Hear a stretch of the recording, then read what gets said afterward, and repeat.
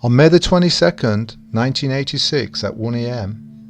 in Los Angeles, the hired killer Thomas Drescher, also known as Tirtha, murdered Sulocana Das. He was working under the criminal paedophile Keith Ham, also known as Kirtanananda, and his associates such as Richard Slavin, also known as Radhanath. Recently, a so-called ex-follower of Keith Ham, namely Henry Doktorski, has written a book about the killing, called Killing for Krishna, The Danger of Deranged Devotion. He spoke about his sympathy for the killer, Thomas Drescher, as follows. So I know that if I was called to assist in this murder, I probably would have done it. I correspond with Tirtha in prison. We've sent 200 letters to each other. He may not like some of the things I say, and I certainly don't believe everything he says, but I do have some sympathy, all right? You know, he should be in prison, all right? That's the best place for him. I agree with that. But I know that if I was wearing that shoe, I could have been in a similar position as one of the murder conspirators. There's different types of killing. There's the killing of the physical body, and there's the killing of the reputation of a man.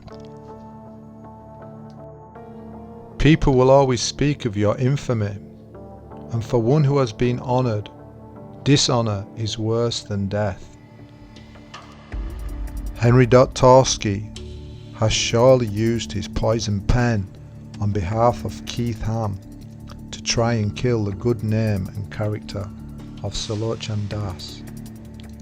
At this very moment, Henry Doktorski is busily engaged in the service of the paedophile Kirtanananda by compiling his biography. This is the clearest proof that Doktorski has not rejected Keith Ham. He speaks about his writing services as follows. Bhaktipada recognized Henry's writing skills and dubbed him my literary disciple. Henry is currently working on 2 more titles about the Hare Krishna movement, Gold, Guns and God, Swami Bhaktipada and the West Virginia Hare Krishnas, a monumental 108-chapter biography of Kirtanananda Swami Bhaktipada, and a history of the New Vrindavan community. Henry Doktorski from Killing for Krishna, about the author. Writing his books for Keith Ham is the most important thing he must do before he dies. He calls it his bucket list. But this book, Killing for Krishna, and 2 more books, which will follow, is really, those are the things that I have to do before I die. It's like my bucket list, because I think it's very important. Doktorski actually believes Kirtanananda had a noble side. Quote, Sulocana believed that Kirtanananda was rotten to the core. Others, however, claim that Kirtanananda also had a noble side. He treated many devotees kindly. He could be a cruel tyrant, but he could also be a loving father figure and a wise spiritual guide. He had an exceedingly complex personality.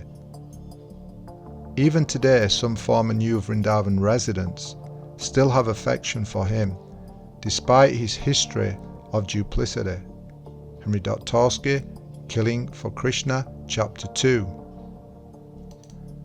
Doktorski is one of those former residents of New Vrindavan who has affection for Kirtanananda, despite his actions showing he was a rogue and non-devotee who was rotten to the core. On January the 24th, 2013, Doktorski sent out a public request for interview contributions for his book. Kirtanananda Swami biographer requests devotee interviews by Rishikesh Das. January the 24th, 2013, Pittsburgh, Pennsylvania, USA, Chapter 1, posted online. Henry Doktorski, Rishikesh Das, author of the forthcoming biography of Kirtanananda Swami titled Gold, Guns and God, requests interviews with those who met him or were affected by him.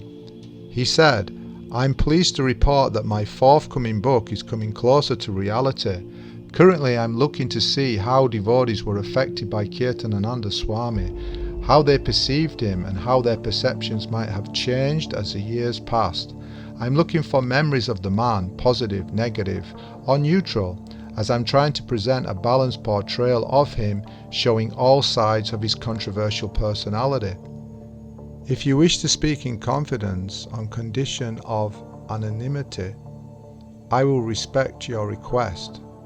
Rishikesh has posted chapter 1 titled, "This child is going to be a great preacher," online. Read it here. It is clear from the above that Doktorski wants to minimize the factual position of Kirtanananda as described by Prabhupada. Doktorski wants to present a more balanced view of his paedophile guru. He wants to show his noble side, rather than the factual situation as it is revealed by Prabhupada, namely that he was a most dangerous element in human society, a rogue and non-devotee, and an envious demon in the garb of a religious propagandist who is now in hell. Look at the name of chapter 1. This child is going to be a great preacher. Need we say more? Doktorski is still very much in service to Kirtanananda, in fact more than ever before, because he is trying to distort history in such a way so he can protect Kirtanananda from infamy. In his first book, Killing for Krishna, Doktorski has slandered Sulocana to minimize his glories and thus bring him into a similar category as Kirtanananda. If you read through the book, it is also laced with many positive words about Kirtanananda. In the upcoming biography, this glorification is increased many degrees. The real point here is this: why does a genuine devotee community need to hear about the pastimes of a paedophile and Prabhupada offender? Proof positive Doktorski has not rejected Kirtanananda. Quote, "Yet I must admit, like my god sister, I also have fond memories and affection in my heart for Kirtanananda. Despite discovering his dark side, I sometimes kept in touch with him through the years and periodically sent him birthday greetings. I'm almost sorry to say, knowing the suffering he inflicted on others, that I believe my life is better having known the man. Whatever I learned about Krishna consciousness as an inmate at New Vrindavan, I learned from him. Although I ultimately rejected him as my spiritual master, I have few personal regrets. All in all, about giving 15 years of my life in loving and loyal service to this man, who I now call a, quote, rascal." Rishikesh Das, Henry Doktorski, September the 26th, 2011. In 2011, Doktorski clearly says that he still has fond memories and affection in his heart for Kirtanananda, despite discovering his dark side. He goes on to say that he kept in touch with him and sent him birthday greetings. Next he says that he is almost sorry, but not actually sorry, that despite all the suffering that Kirtanananda has inflicted on others, he believes that his life is better for having known the paedophile. How much more delusional can you get? Henry Doktorski is clearly still completely deranged. How can anybody feel their life is better by having served a severe offender of the pure devotee Srila Prabhupada? How can any sane person really believe that by assisting a serial paedophile and his sex cult, his life has become benefited?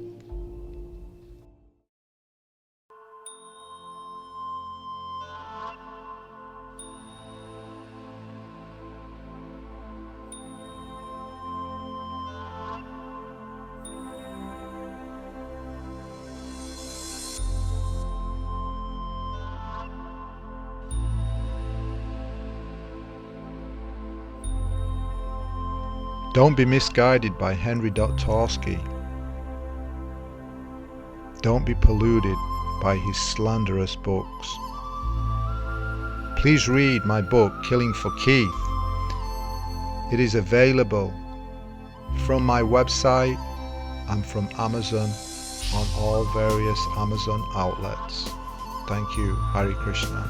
Jai Srila Prabhupada. Jai Sulocana Prabhu.